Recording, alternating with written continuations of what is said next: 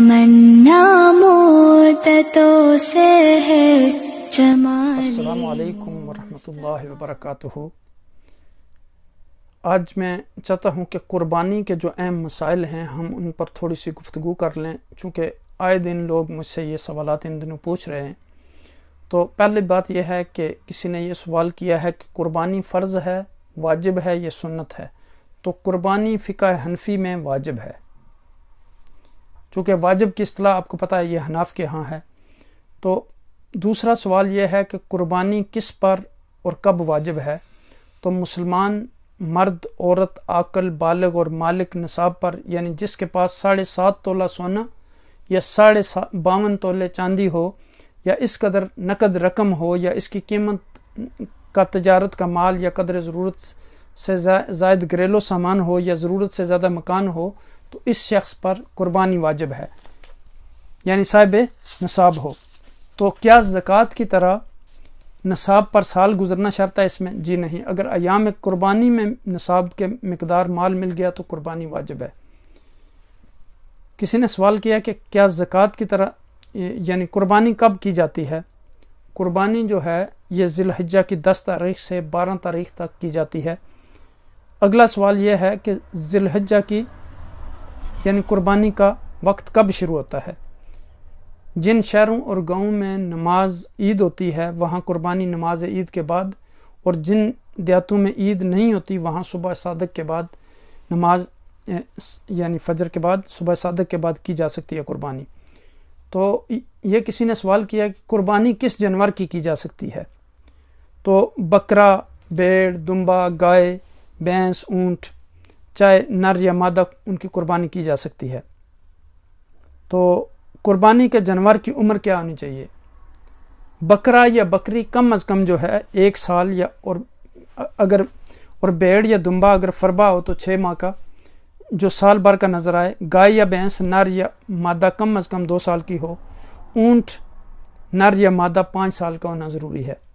قربانی کے جانور کی عمر کے علاوہ کوئی اور شرط ہے.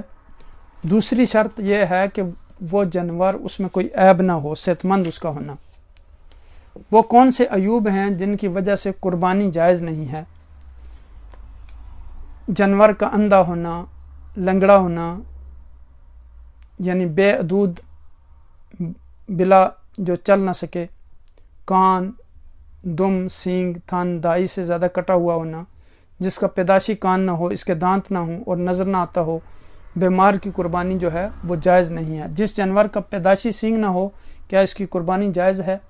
اس کی قربانی جائز ہے، لیکن بعد میں اگر ٹوٹ جائے سینگ تو اس کی جائز نہیں ہے. بڑے اور چھوٹے جانوروں کی قربانی میں کیا فرق ہے؟ بڑے اور چھوٹے جانور میں فرق یہ ہے کہ چھوٹے جانور میں ایک شخص کی طرف سے قربانی ہوگی اور بڑے جانور میں 7 اشخاص کی طرف سے حصہ ڈالا جا سکتا ہے. قربانی کے گوشت کا کیا حکم ہے؟ قربانی کا گوشت چاہے تو پورے کا پورا گھر میں خود رکھ لے یا سارے کا سارا فقراء پر صدقہ کر دے، اور بہتر یہ ہے کہ 3 حصے کرے. ایک حصہ خود رکھے، ایک حصہ دوست احباب کو دے اور ایک حصہ فقراء و مساکین کو دے. تو قربانی کے جانور کی کھال کا کیا حکم ہے؟ قربانی کے جانور کی کھال خود بھی اپنے کام میں لا سکتا ہے، جیسے جانماز، دسترخوان، ڈول وغیرہ بنا کر اپنے کام میں لا سکتا ہے، مگر بیچ کر اپنے کام میں نہیں استعمال کر سکتا اور نہ کسائی کو اجرت کے طور پر دے سکتا ہے. مادہ جانور کی قربانی کی، اس کے پیٹ سے بچہ نکلا تو اب کیا کرنا چاہیے؟ بچہ اگر زندہ ہے تو اس کو بھی ذبح کر دے اور اگر مرا ہوا ہے تو اس کو پھینک دے. قربانی کے جانور کو ذبح کرتے وقت کون سی دعا پڑھنی چاہیے؟ قربانی کے جانور کو ذبح کرتے ہوئے یہ دعا پڑھنی چاہیے: انی وجہت وجہی للذی فطر السماوات والارض حنیفا وما انا من المشرکین. اسلام کے سوا تمام ادیان و مذاہب سے منہ پھیر کر میں متوجہ ہوا اس پاک ذات کی طرف جس نے آسمان و زمین کو پیدا فرمایا اور مشرکوں میں سے نہیں ہوں. ان صلاتی و نسکی و محیای للہ رب العالمین.